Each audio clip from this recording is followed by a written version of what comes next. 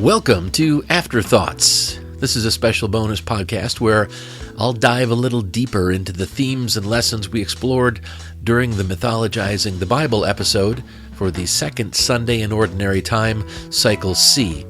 If the main presentation was about uncovering the wisdom in these readings, Afterthoughts is about pulling some of those threads a little more, sometimes with a little critique, a lot of reflection, and always with an eye toward practical action. Now, this week's episode focused on the importance of using our unique talents, valuing diversity, and building strong, inclusive communities. These lessons are timeless and vital. But here's the problem. Too many Christian churches today, particularly conservative and evangelical ones, don't practice what they preach. They claim to follow teachings about love, inclusivity, and mutual support, but their actions often alienate, exclude, and harm the very people they should be welcoming. That's why, for the next little while, we're going to take a hard look at how these churches have betrayed the lessons they claim to uphold, creating barriers instead of bridges. But this isn't just about pointing out what's wrong. It's about finding a better way forward. We'll explore why it's okay, if even necessary, for people to walk away from those toxic environments, and why people should consider building new, values-driven communities instead. And hopefully that's where the Coda Project comes in. This isn't just about leaving something behind, it's about creating something better. My goal with the Coda Project is to work together to figure out how to live a moral, ethical, and fulfilling life without relying on outdated dogma or supernatural beliefs. So if you've ever felt disillusioned with organized religion but still long for a sense of purpose and connection, you're in the right place. Let's dive in. I want to start by revisiting Paul's argument in 1 Corinthians. His message, at its core, was about inclusion. He told the early Christian community that everyone, regardless of their background, talents, or status, had something valuable to contribute. He argued that the diversity of gifts wasn't a problem to solve, but a strength to celebrate. At the time, it was a revolutionary idea. In a society that was defined by rigid hierarchies and exclusivity, Paul was saying, we're all part of something bigger, and every person matters. But fast forward to today, and we see so many Christian churches abandoning that message entirely. Instead of fostering inclusion, they create barriers that push people out. Think about the rejection of LGBTQ+ individuals and families. Those families are told they don't belong unless they deny who they are. Or consider the refusal to embrace scientific understanding, whether it's denying climate change, resisting vaccines, or just flat out rejecting evolutionary biology. When Christian churches take these kind of stances, they alienate everyone who values evidence-based reasoning and critical thought. People like us are forced to either ignore all these ridiculous positions or leave. And then there's the demand for conformity.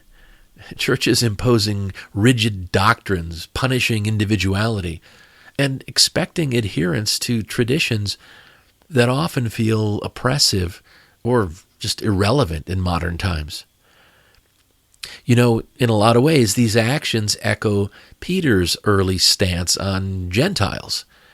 If you remember, initially, Peter believed that if non-Jews wanted to join the Christian community, they had to follow Jewish laws. Essentially, they had to conform to an identity that wasn't their own. Paul pushed back, insisting that inclusion didn't require conformity. Yet here we are, centuries later, watching all these Christian leaders act more like early Peter than Paul, demanding that people conform to their narrow definitions of faith, morality, and worthiness. This is where the contradiction becomes clear. Churches that claim to follow Christ's teachings about love and acceptance, they often impose conditions that are anything but loving. They drive people away instead of welcoming them in. They create exclusive clubs rather than inclusive communities. And when people feel pushed out or rejected, they're left questioning their worth, their beliefs, and sometimes even their identity.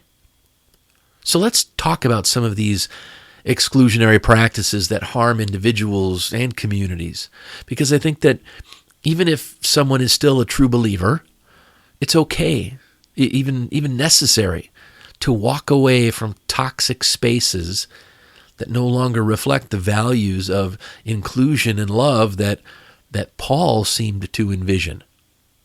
To do that, let's look at some of the main ways these conservative and evangelical churches actively drive people away. This isn't just about a few bad apples. It's about systemic behaviors and attitudes that alienate individuals and erode trust in organized religion as a whole. One of the most glaring issues is the judgmental stance many of these churches take toward anyone who questions or challenges doctrine.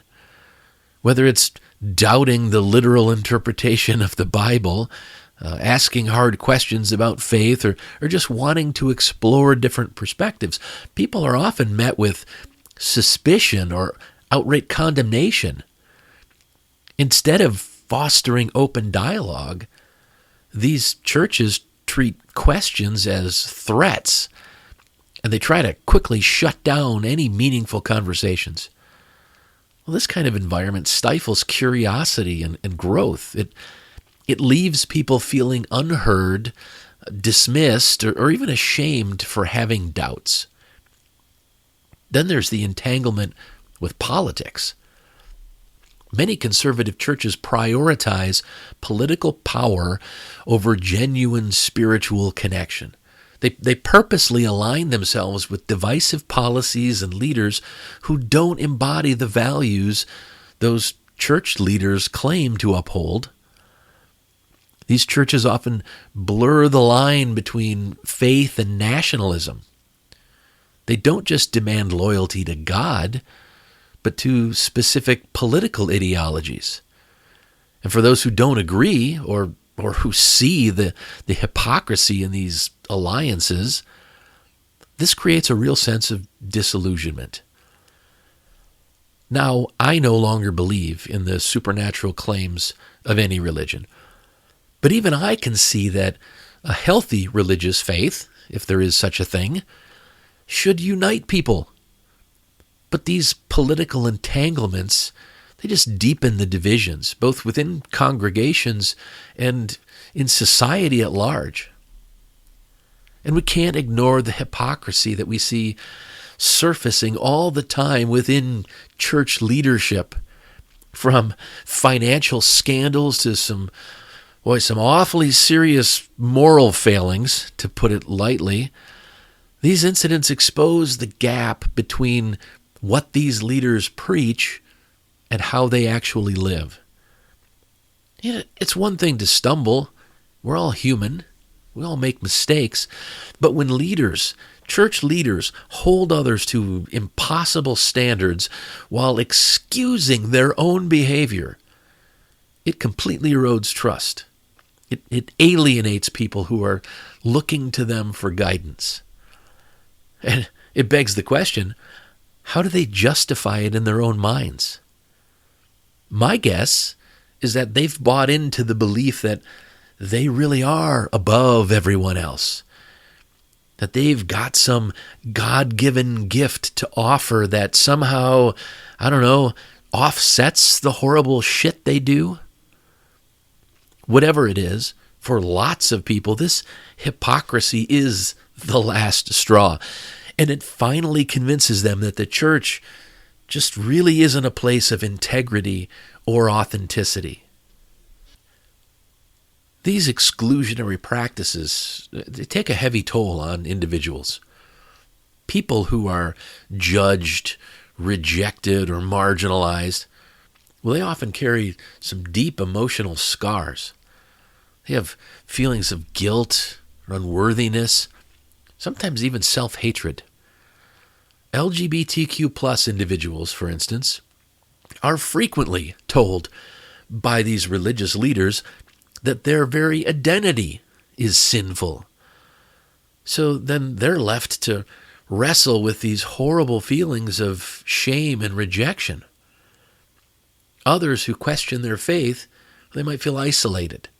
It's like there's no room for doubt, no room for exploration in their alleged spiritual journey. Over time, this emotional and spiritual harm can lead people to walk away from their faith entirely, not because they've lost belief in something greater, but because they've lost faith in the institution that claims to represent it. And honestly, I'm okay if they walk away. Even if they still believe, but they walk away, in my mind, they're probably more likely to explore and to continue to question, and they will continue on a journey that most likely will lead them to the conclusion that supernatural beliefs really aren't something we should hold on to. Now, the damage doesn't stop at the individual level. These exclusionary practices contribute to broader societal polarization. When churches prioritize conformity and political power over inclusivity and understanding, they alienate people who might otherwise really engage in some meaningful dialogue. And those who are left in these churches, well, they become even more hardened and more entrenched in these negative beliefs and policies. Trust in organized religion has been steadily declining for decades. And much of that is because people see these institutions as more interested in control than in compassion. The result is a fractured society where faith doesn't serve as a bridge anymore. It just becomes another dividing line. I suppose I should be happy that so many churches, especially Christian churches, are driving people away. Because those people, as I said, are so much more likely to take their questions a step further. They're so much more likely to question the very assumption that a divine being exists. Trust me, I want people to break free from ancient dogma and focus on living a values-based life. But my main goal is not to attack religion. I'm not trying to get people to run from something. I want to get them to run to something better. It's heartbreaking to see how often these churches push people away from something that should bring connection, meaning, and personal growth. But here's the thing. Walking away from a toxic environment doesn't need to mean giving up on values or even spirituality, if you're into that sort of thing. It means refusing to let judgment, hypocrisy, and exclusion define your path. So let's talk about what leaving these spaces can look like and how to find or build communities that genuinely reflect the principles of inclusivity, fairness, and mutual support. For those of you who are or have been an active member of a church-based community, if you've ever felt disillusioned, hurt, or excluded by that church community, let me start by saying this. It's okay to leave. Walking away from an environment that no longer aligns with your values, that no longer supports your growth, it's not a rejection of your morals. It's not even a rejection of your spirituality, unless you want it to be. And it's definitely not a rejection of your worth as a person. It's a courageous step toward authenticity. Too often, people stay in toxic church environments because they fear judgment, or they feel that leaving means losing their connection to something greater. But the truth is, you don't need to stay in a place that causes harm or stifles your ability to thrive. You just don't need to stay. But for many people, leaving a church can feel like a monumental decision, especially if it's been a central part of your life. But if you stay there out of fear, guilt, or obligation, it just deepens the harm. Walking away is an act of self-respect. It's a way to honor your need for authenticity and integrity. It's not a rejection of values or a rejection of community. It's a recognition that those things can and should exist in a healthier, more inclusive way. Choosing to leave is choosing growth over stagnation. It's choosing to look for real connection instead of settling for conformity. And it's choosing freedom over fear.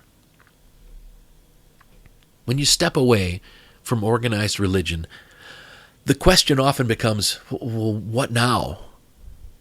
Well, the answer, I think, lies in building or finding communities that reflect your core values.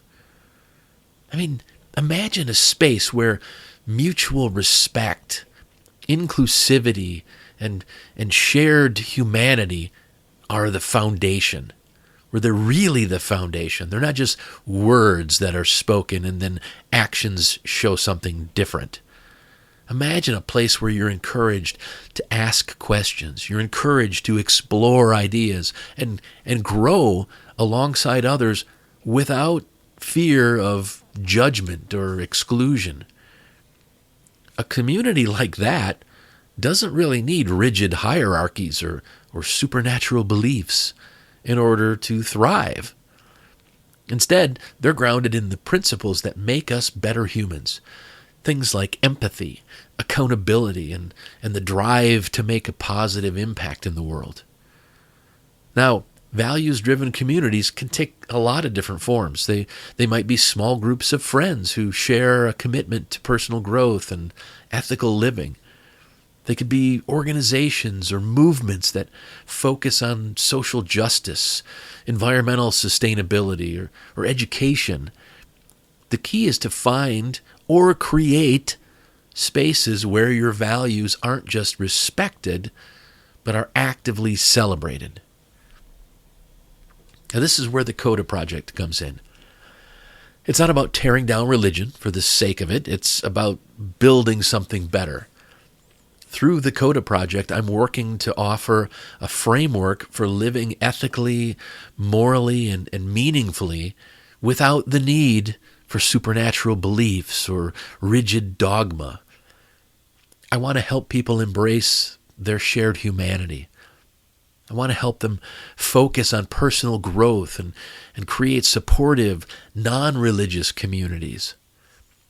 So during the coming weeks and months, the Coda Project will be publishing resources to help people transition away from organized religion while maintaining a deep sense of purpose and connection. I'll continue to experiment with these live streams that I'm doing twice a week.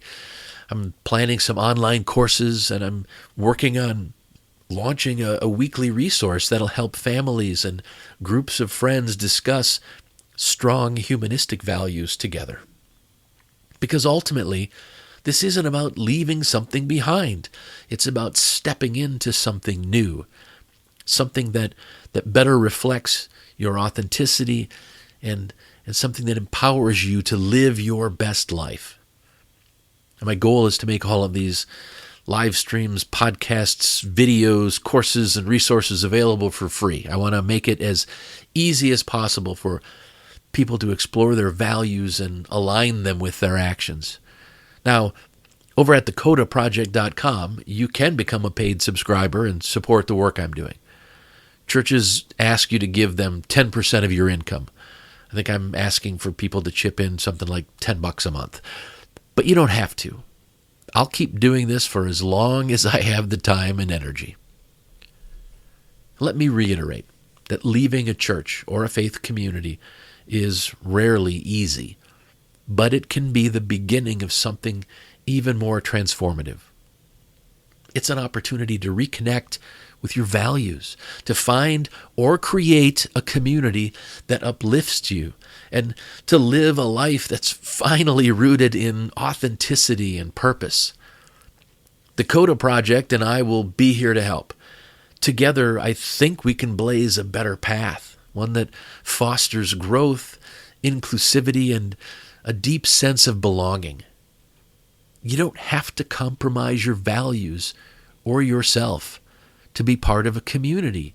You just have to take that first step towards something better. All right, to wrap up, let me remind you of Paul's vision of inclusion, his insistence that everyone has something valuable to contribute. Strip away the supernatural framing, and it's still a vision that calls us to create communities that are rooted in respect, diversity, and shared humanity. Those aren't just lofty ideals. They're the foundation for how we build spaces where everyone feels valued and empowered to thrive. Unfortunately, too many communities, religious and otherwise, don't reflect those values. So I want to challenge you to reflect on your own communities. Do they align with your values? Do they inspire you to grow, to contribute, and to be your authentic self? If the answer is no, it might be time to take a courageous step, whether that means looking for a better community or building one yourself. And remember, you're not alone on this journey. The Coda Project exists for people just like you, people who want to live authentically and intentionally, who care about inclusivity and fairness, and who believe in the power of community without needing the constraints of dogma or supernatural beliefs. By joining this movement, you're not just leaving something behind, you're stepping into a future full of possibility, purpose, and connection. Thanks for listening to these Afterthoughts. If you want to keep up on everything I'm doing, please head over to thecodaproject.com and subscribe to my free newsletter. You'll get notifications whenever I publish anything. I'll keep you updated on all of the live streaming that I'm doing every week. Thanks again, and I'll talk to you next time.